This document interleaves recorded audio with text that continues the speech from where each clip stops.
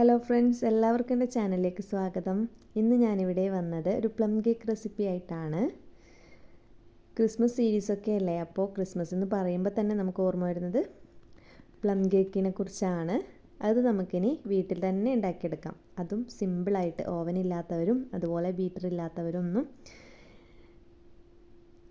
വിഷമിക്കേണ്ട ആവശ്യമില്ല. നമുക്ക് മിക്സി വെച്ച് അതും സോസ് പാനിൽ നമുക്ക് ബേക്കറിയിൽ കിട്ടുന്ന അതേ പെർഫെക്ഷനിലും ടേസ്റ്റിലും നമുക്ക് ഉണ്ടാക്കിയെടുക്കാം എന്ന് നമുക്ക് നോക്കാം. ഇവിടെ ഞാൻ കുറച്ച് ഡ്രൈ ഫ്രൂട്ട്സ് എടുത്തിട്ടുണ്ട്. നിങ്ങളുടെ കയ്യിലുള്ള ഡ്രൈ ഫ്രൂട്ട്സ് എടുക്കാം. ഞാനിവിടെ ബദാം, അതുപോലെ തന്നെ ടൂട്ടി ഫ്രൂട്ടി, ബ്ലാക്ക് മുന്തിരിയാണ് എടുത്തത്. ബ്ലാക്ക് മുന്തിരി എന്തായാലും മസ്റ്റാണ്. ഇനി നമുക്ക് ഷുഗർ സിറപ്പ് ഉണ്ടാക്കണം.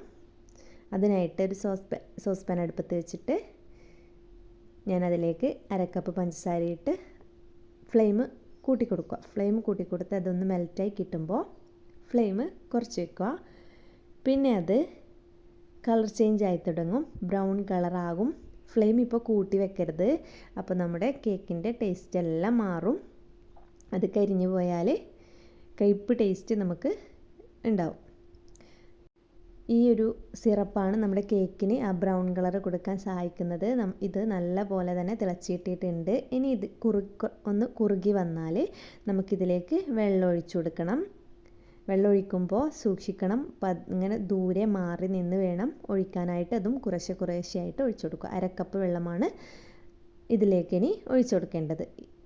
വെള്ളം ഒഴിച്ച് നല്ല പോലെ തന്നെ ഒന്ന് തിളപ്പിച്ചെടുത്ത് നമ്മുടെ ഡ്രൈ ഫ്രൂട്ട്സും കൂടി ഇതിലേക്ക് ഇട്ട് കൊടുത്ത് ഒരു 3 മിനിറ്റ് അതൊന്ന് തിളപ്പിച്ച് വേവിക്കുക. അപ്പോൾ തന്നെ ഇത് നല്ല പോലെ ബ്രൗൺ കളറാവും. നമ്മുടെ ടൂട്ടി ഫ്രൂട്ടിയും അതുപോലെ ബ്ലാക്ക് മുന്തിരിയൊക്കെ ഇടുന്നതല്ലേ, അപ്പോൾ അതിടുന്നത് കൊണ്ട് തന്നെ അത് വെന്ത് കളറ് നല്ലോണം ബ്ലാക്ക് കളറായി കിട്ടും ഈ സിറപ്പ്. ഇത് ഏകദേശം റെഡി ആയിട്ടുണ്ട്. ഇനി ഇത് ഒരു ബൗളിലേക്ക് മാറ്റിയിട്ട് ചൂടാറാനായിട്ട് വെക്കണം. നല്ല പോലെ തന്നെ ചൂടാറിയാൽ മാത്രമേ നമ്മൾ അതിലേക്ക് ഒഴിച്ചു കൊടുക്കാനായിട്ട് പാടുള്ളൂ, കേക്കിൻ്റെ മിക്സിലേക്ക്. ഇനി നമ്മൾ അര കപ്പ് പഞ്ചസാര ഒരു മിക്സിയുടെ ജാറിലേക്ക് ഇട്ട് കൊടുക്കുക. അതിലേക്ക് 4 ഏലക്കായ, പട്ട, അതുപോലെ തന്നെ 6 ഗ്രാമ്പും കൂടിയിട്ട് നല്ല പോലെ തന്നെ പൊടിച്ചെടുത്ത് അതും അവിടെ മാറ്റി വെക്കുക.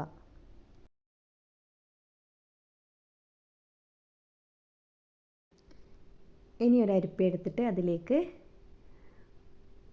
1 കപ്പ് മൈദപ്പൊടി, 1 കപ്പും അതുപോലെ തന്നെ 1/4 കപ്പും 1/4 കപ്പ് മൈദപ്പൊടി ഇട്ട് കൊടുത്തു. പിന്നെ നമ്മൾ പൊടിച്ച പഞ്ചസാരയും സ്പൈസസും ഇട്ട് കൊടുത്ത് നല്ലപോലെ തന്നെ ഒന്ന് അരിച്ചെടുക്കുക.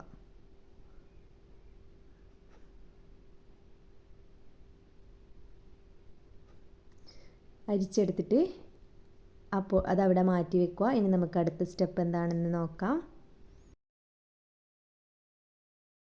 ഇനി ഒരു മിക്സിയുടെ ജാറിലേക്ക് 3 മുട്ട പൊട്ടിച്ചൊഴിക്കുക.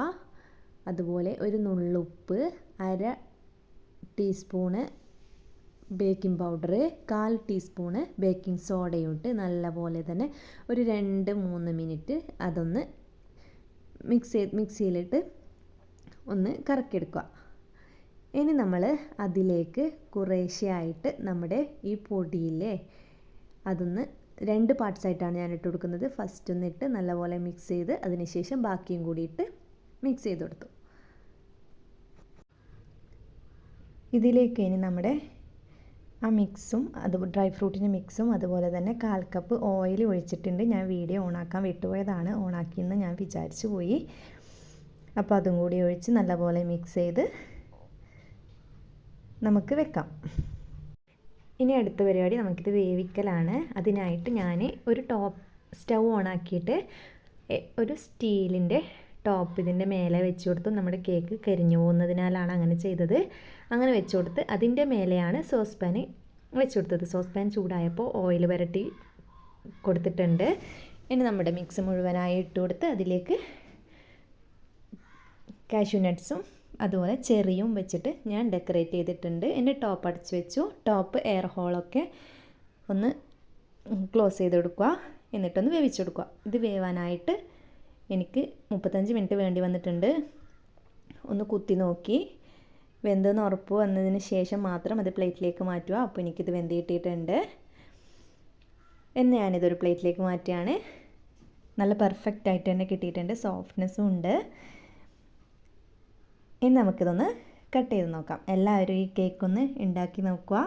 അതുപോലെ തന്നെ എൻ്റെ ചാനൽ സബ്സ്ക്രൈബ് ചെയ്യാതെയാണ് ഈ റെസിപ്പി കാണുന്നതെങ്കിൽ ചാനലൊന്ന് സബ്സ്ക്രൈബ് ചെയ്യുക. ഇനി അടുത്ത വീഡിയോയുമായി കാണുന്നതുവരെ എല്ലാവരോടും ബൈ.